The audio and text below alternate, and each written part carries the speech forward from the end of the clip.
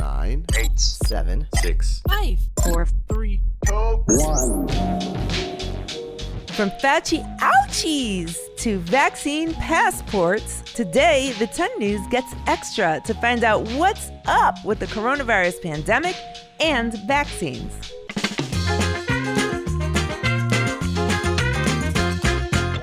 I'm Bethany Van Delft, and this is the 10 News Gets Extra.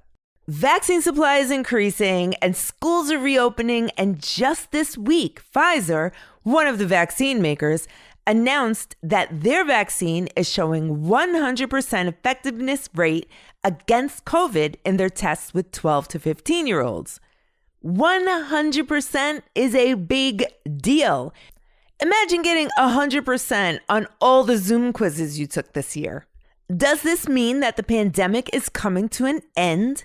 I sure hope so. In this special Ask an Expert, we went to one of the smartest doctors we know, Dr. Bob Wachter, chair of the University of California, San Francisco's Department of Medicine, to find out.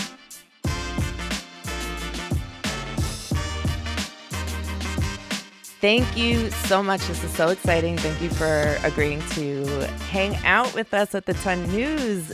Oh, what a great pleasure. It's wonderful. Thanks. Okay, so you're a doctor.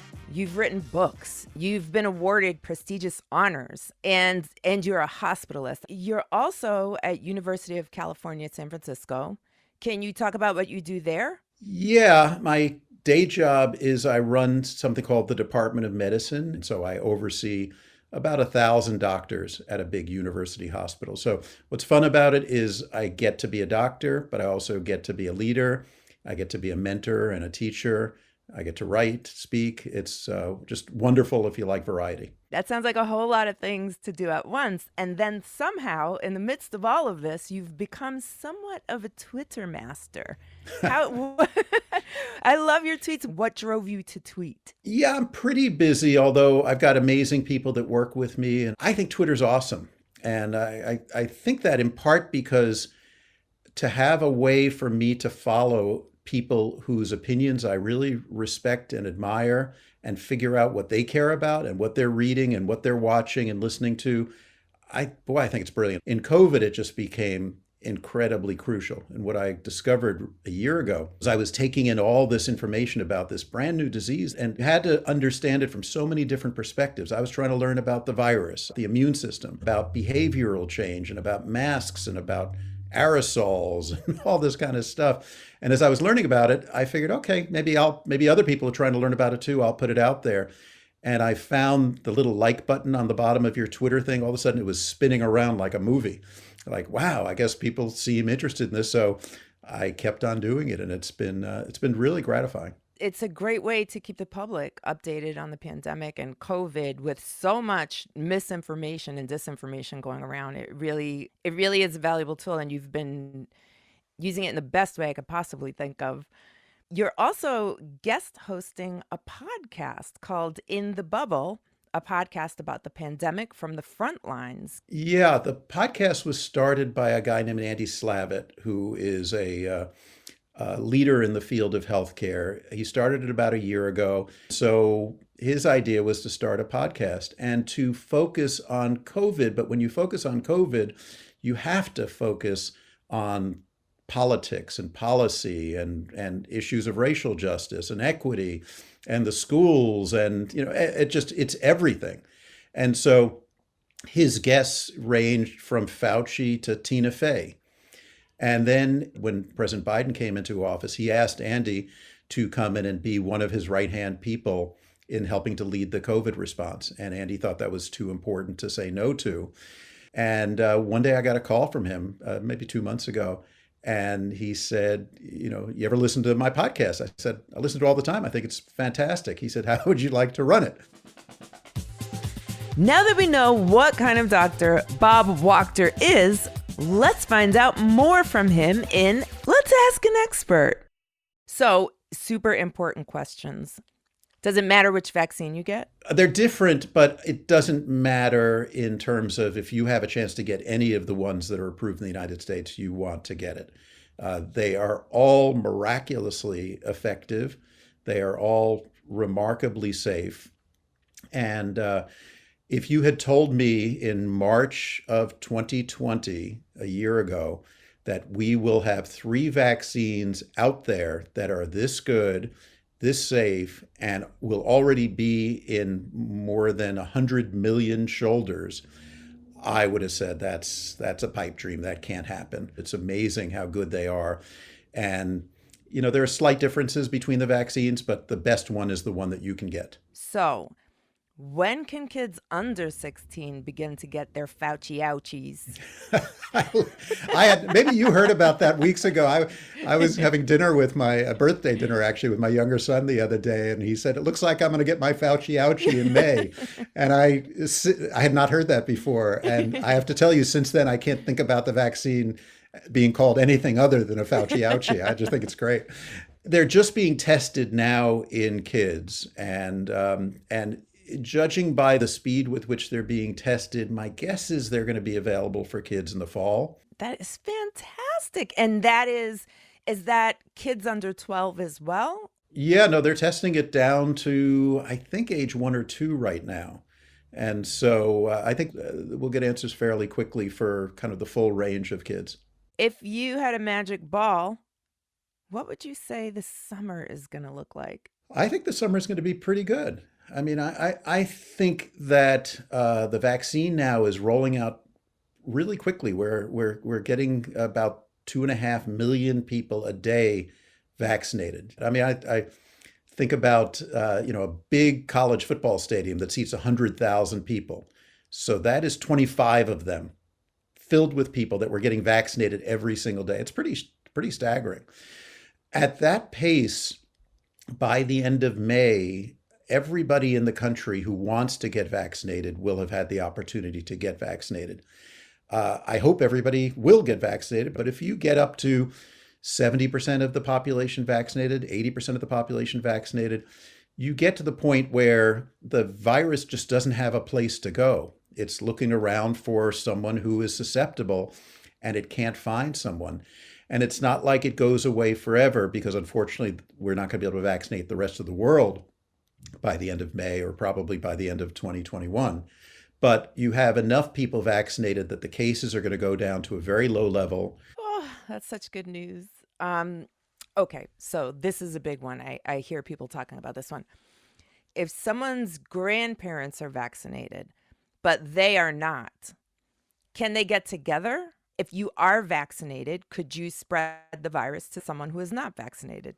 Just in the last month, studies have come out that have made it clear that the ability of a vaccinated person to spread the virus to another person is way, way, way down. It's probably not zero, but it seems to be cut by 80 or 90%. And so, given how well kids do with COVID, so few of them get super sick.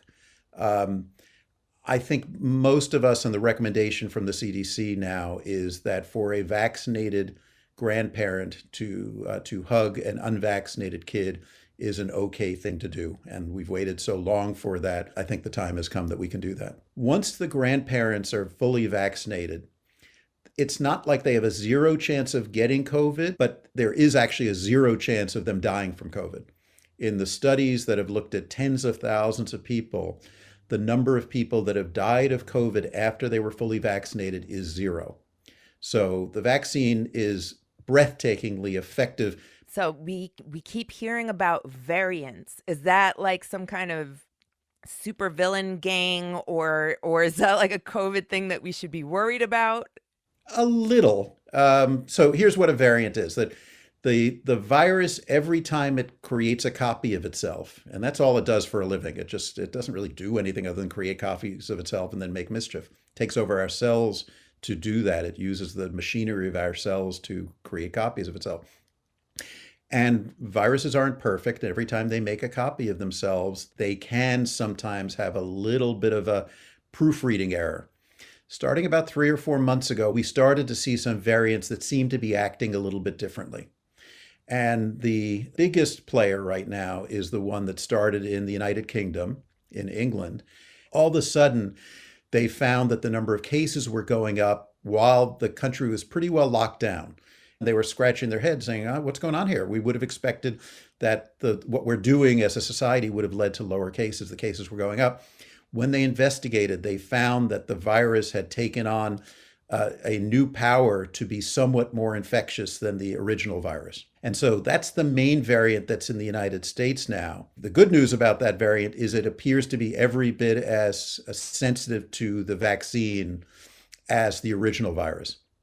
There are a couple of variants that we're seeing in other countries where the vaccines appear to work a little bit less well, but they're not taking over. It's the UK, the British variant, that's taking over. And so the companies that have made these vaccines are, even as we speak, while they're working on testing them in kids, they're also working on reformulating them so that they are as active against the variants as they were against the original virus. Okay, so to recap, variants are like Spider-Man into the Spider-Verse. They're just different versions of the virus in like an alternate universe. And most of them aren't a big deal. Some of them make the virus a little bit more contagious. And with everyone getting vaccinated and everybody staying careful, it should still be okay. I think it should be when it comes to the UK variant. The one that many of us are watching carefully are the ones in South Africa and Brazil. And at least so far, they don't seem to be spreading super fast in the United States. So I keep hearing about vaccine passports. What are those? Like, can you fly with it? Does it mean you don't get the virus? Like, what is a vaccine passport? Yeah, it's probably not a great name because people immediately think of a passport. And a passport, of course, is a document that you have to be able to show to travel outside the country. This is not that exactly. It might be better thought of as vaccine authentication, a document, maybe on your phone, maybe a piece of paper that shows that you were vaccinated.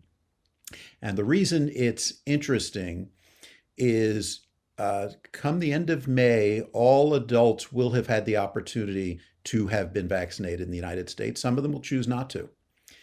And there are going to be questions that arise about a business, a bowling alley, a sports stadium, a train, an airplane. Should they require that everybody who enters that space have show that they were vaccinated? You could see an argument why. The argument might be that everybody inside will feel more comfortable and safer. So there's your entry into certain places is going to be limited to people who have been vaccinated. The problem, of course, is it's going to create some political battles. There will be people who feel like that's an infringement, that's getting in the way of their ability to make a decision about whether they get vaccinated.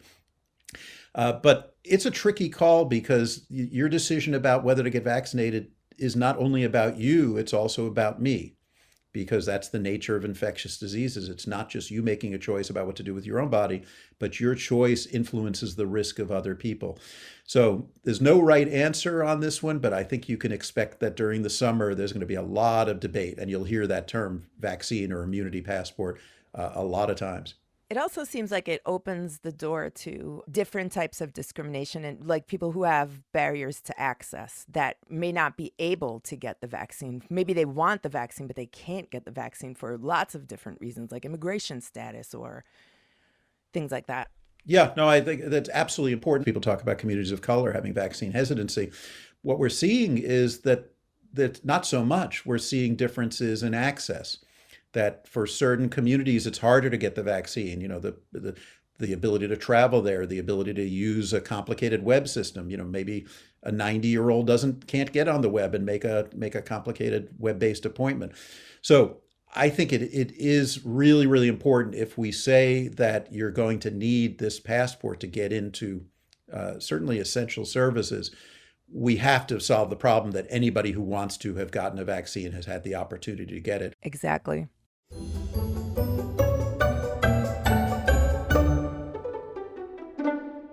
Okay, so now we have some questions from our listeners. Hi, I'm Rose and I'm 7 years old. My school isn't open yet. Are lots of other schools still closed? Well, in a lot of places, the schools are still closed, either fully or they're doing hybrid classes. But I think there's a really big push to get the schools open. it turns out that one of the happy surprises about COVID, there weren't that many, but one of the happy surprises is that kids don't get sick very often, don't spread it as much as adults do. And I think once we came to understand that, it really was going to be important to try to get the schools open with masks, with extra ventilation, being careful. And we've been pretty slow on that. So I think you see the new administration pushing very hard to get the schools open. And I think by the fall, virtually all the schools are going to be fully open. In the spring, it's sort of hit and miss. It varies across the country. Hi, my name is Maddie. I'm 8 years old. And my question was, how can something so small cause something so big? Yeah, I often ask myself that question as well. It is well below the limits of detection. Even with a regular microscope, you would not see it. These things are so tiny, but they replicate really fast. And so if you get a few thousand copies of a virus that reaches the back of your nose and then manages to burrow into the cells in your nose or the back of your throat, it immediately takes over those cells and begins having little baby viruses. And then eventually it breaks out of the cell and can spread to the rest of the body. So although they're tiny, you can, it doesn't take much time for you to have millions or even billions of them in a human body. And one of the things that happened with COVID is we learned that this virus, you can have it and you can spread it and you can feel fine. So that made it particularly difficult. And it's a worthy foe, and it's proved that this year.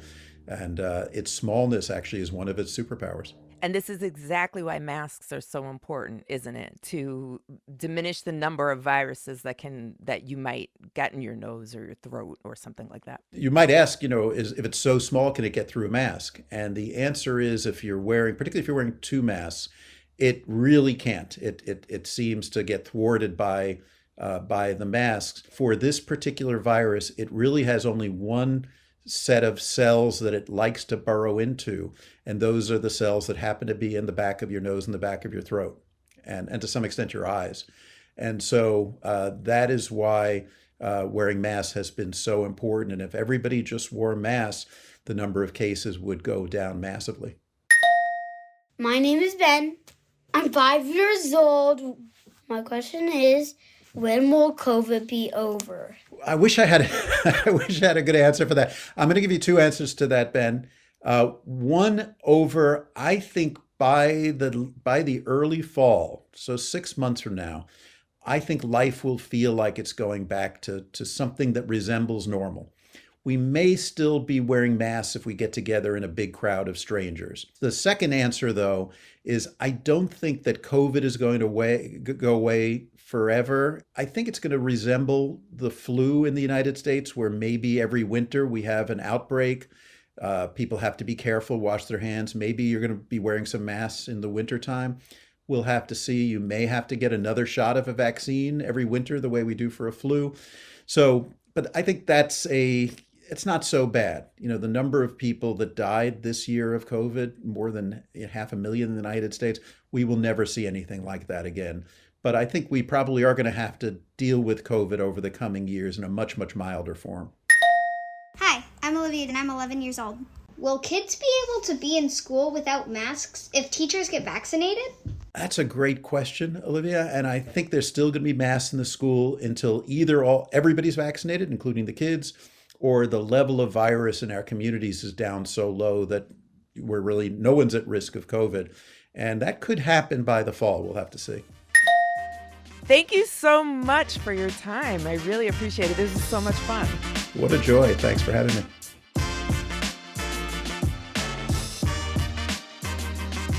If you listened to the 10 News Town Hall with Dr. Anthony Fauci, and if you didn't, you should, you learned that way before he was the U.S.'s top doctor, he was captain of his high school basketball team.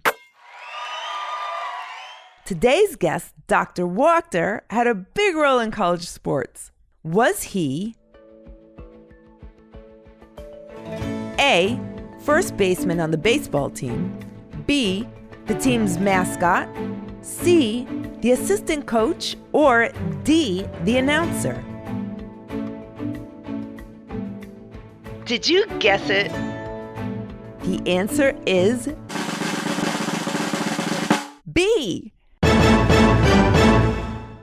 Let's hear Dr. Bob tell us about it. Oh, I love this story. When I was in college, I was the school's mascot. I was at the University of Pennsylvania, and the mascot, it's in Philadelphia, and the mascot was somebody called the Penn Quaker.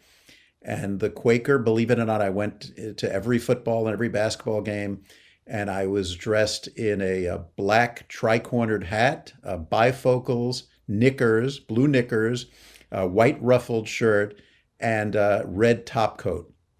And that's what I trotted around in front of 10 or 20 or 30,000 people at each game dressed like the Penn Quaker. My parents were very proud of me.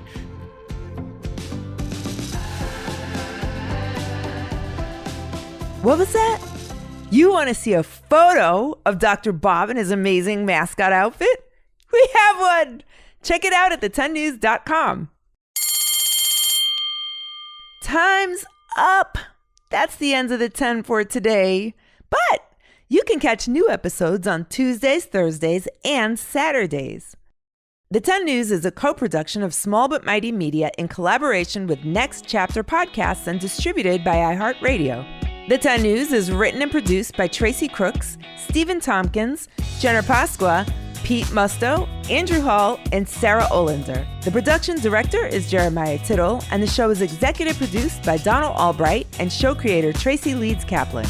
Special thanks to Rosie, Maddie, Olivia, and Ben for helping us out with questions for Dr. Wachter. If you have questions about the show, a story idea, or a fun fact you want to share, email us at hello@the10news.com. And don't forget to subscribe, rate, and review The 10 News on Apple Podcasts, iHeartRadio, Spotify, or wherever you listen to your podcasts. I'm Bethany Van Delft, and thanks for listening to The 10 News. Oh, Dr. Wachter, can't you hear me calling? Ask your parents about the Thompson twins. Oh, Dr. Wachter. That's not really how the song goes, but it fits so well. Bye.